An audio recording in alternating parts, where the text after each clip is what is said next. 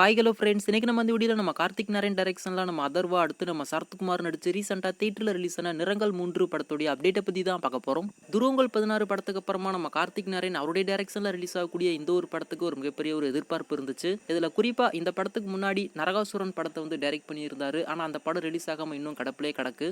இதெல்லாம் ஒரு பக்கம் இருந்தாலும் நம்ம கார்த்திக் நாராயண் அவருடைய ஸ்க்ரீன் பிளேவாக இருக்கட்டும், ரைட்டிங்காக இருக்கட்டும், எல்லாமே பிரில்லியண்ட்டாக இருக்கும். அதே மாதிரி தான் இந்த நிறங்கள் 3 படமும் இருக்கும் அப்படின்ற மாதிரி நம்ம எல்லாரும் எதிர்பார்த்துக்கிட்டு இருந்தோம். ஆனால் எதிர்பார்த்த அளவுக்கு இந்த படத்துக்கு ரெஸ்பான்ஸ் எதுவுமே கிடைக்கல.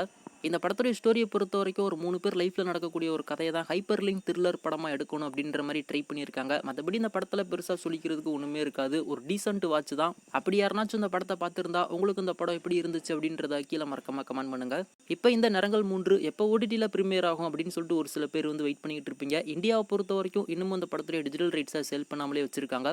ஆனால் ஓவர்சீஸை பொறுத்த வரைக்கும் நம்ம சிம்பிளி சவுத் அடுத்து நம்ம டென்ட் கோட்டா இவங்க தான் அந்த நிறங்கள் 3 படத்துடைய டிஜிட்டல் ரைட்ஸை வந்து வாங்கியிருக்காங்க.